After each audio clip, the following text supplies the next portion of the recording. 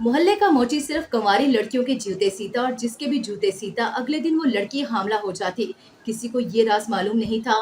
जबकि अब मैं इस राज से पर्दा हटाना चाहती थी, इसलिए मोची की बहन से दोस्ती की और मोची से एक जूता सिलवाकर उसे गिफ्ट कर दिया। अगले दिन मैं तजस्सुस से उसके घर गई तो जान निकल गई कि घर के बाहर शामियाना था और उसमें मोची और उसकी बहन।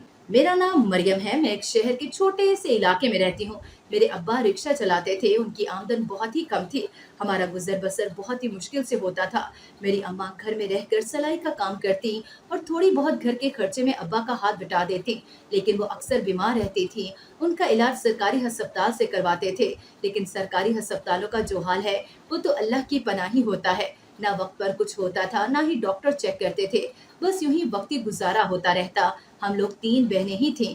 बचपन में तो एहसास नहीं होता था कि घर के हालात तंग हैं, लेकिन जैसे शऊर आना शुरू हुआ तो सारे मामलात के बारे में पता लगना शुरू हो गया। हम बहनें सरकारी स्कूल से तालीम हासिल कर रही थी।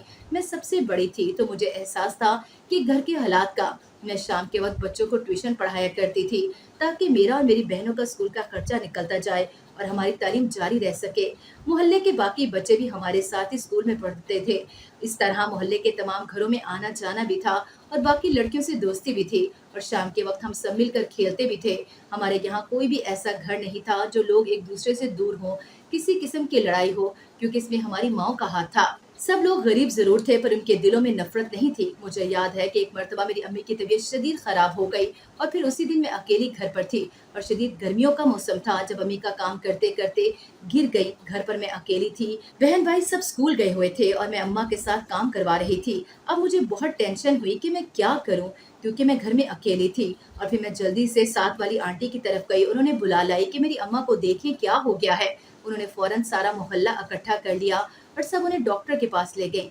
डॉक्टर ने कहा कि ये गर्मी की वजह से बेहोश हुई हैं, इन्हें ड्रिप लगेगी। तो मैं परेशान हो गई क्योंकि मेरे पास तो पैसे ही नहीं थे। वो ड्रिप 200 रुपए की थी। इससे पहले कि मैं कुछ और सोचती, सब औरतों ने 20-20 रुपए इकट्ठे किए और इस तरह 200 की ड्रिप और साथ में कुछ फल भी आ गए। ऐसा नहीं था कि बाकी सब बहुत ही अमीर थे। मोहल्ले में सभी मुश्किल से गुजर बसर करते थे, लेकिन एक दूसरे का ख्याल भी रखते। अगर कभी किसी को कुछ चाहिए होता तो जमा करके वो चीज खरीदी जाती और हम लोगों को चीजों की कदर भी ज्यादा होती थी। इस तरह मोहल्ले में एक मोची भी था जो कि बहुत बुजुर्ग था।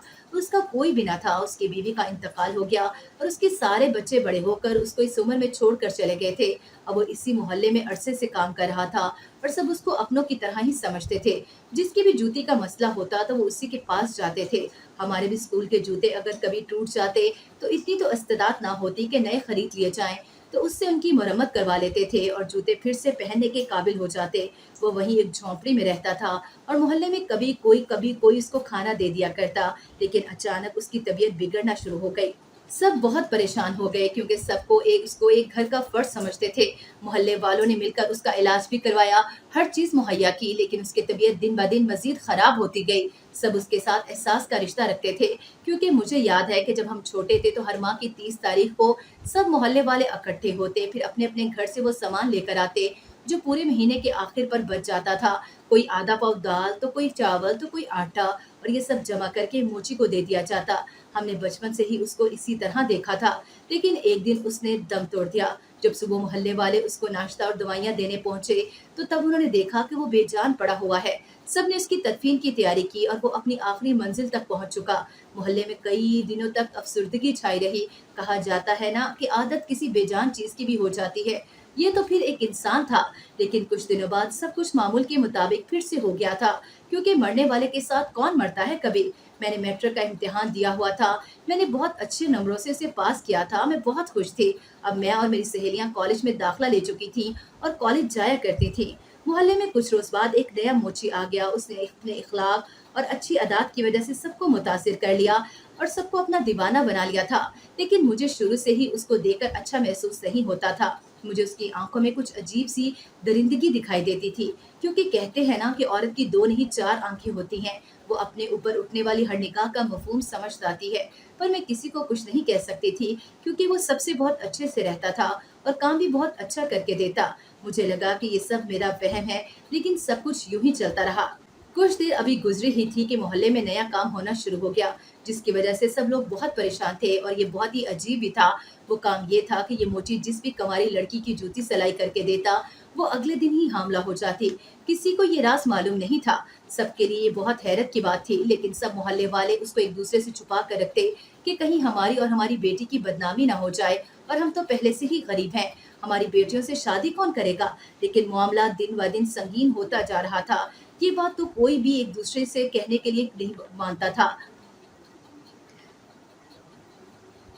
ये बात तो कोई भी किसी को ना बताता, लेकिन मैंने महसूस किया कि मोहल्ले में अब सब एक दूसरे से खींचे खींचे रहते थे और कोई सब एक दूसरे के घर भी नहीं जाता। अगर कोई जाता तो उसे दरवाजे से आधी बात पूछकर रुखसत कर दिया जाता।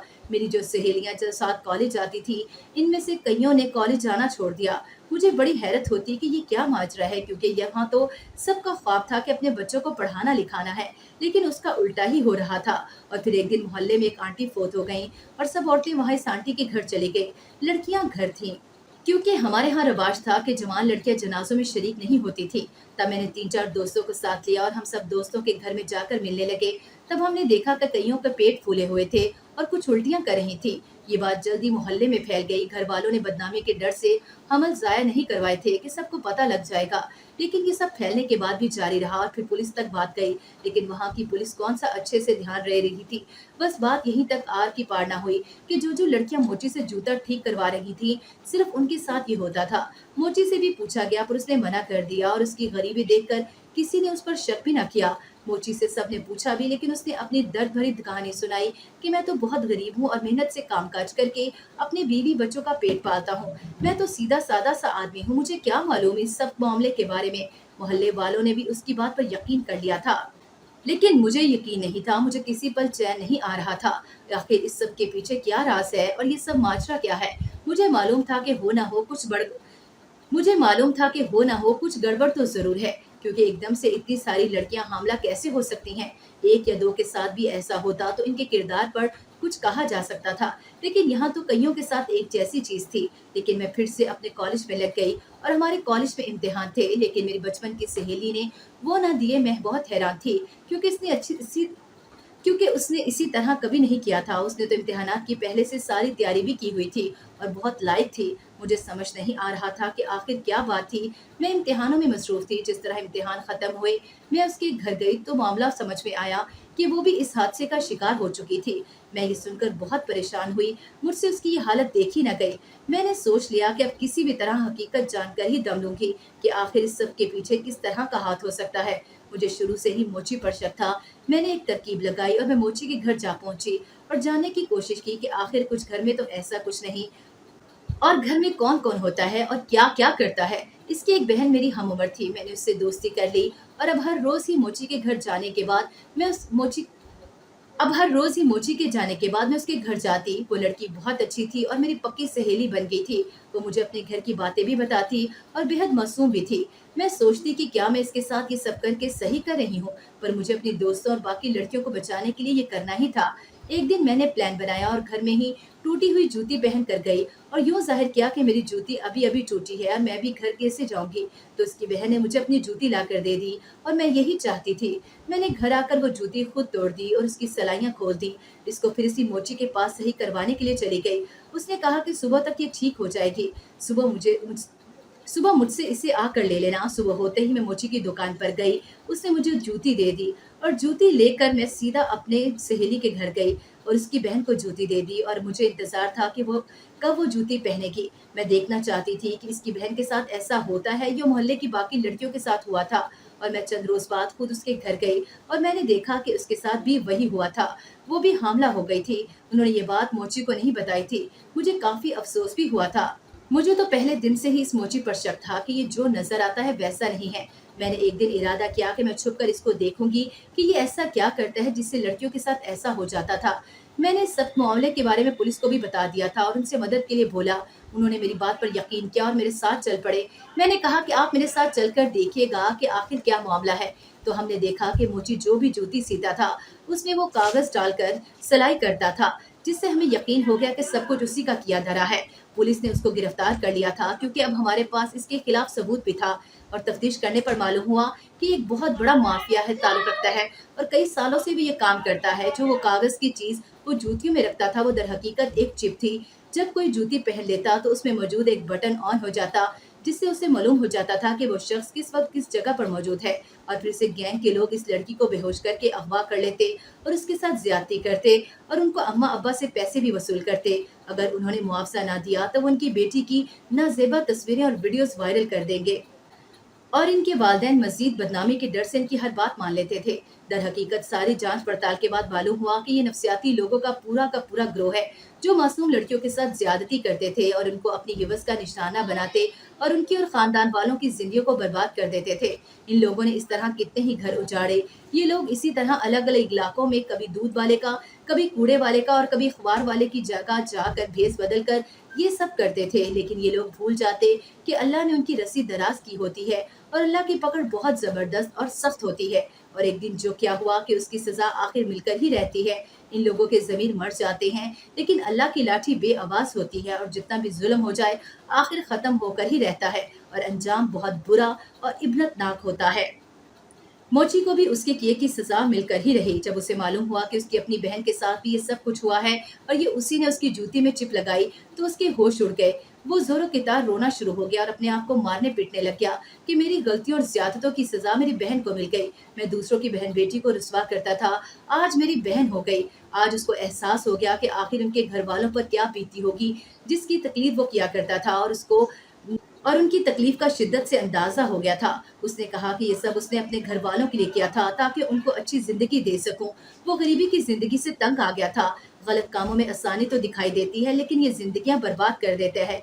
उसने उसी वक्त इन बाबों से तौबा कर ली और कहा कि आइंदा के बाद वो फिर ऐसा कभी नहीं करेगा।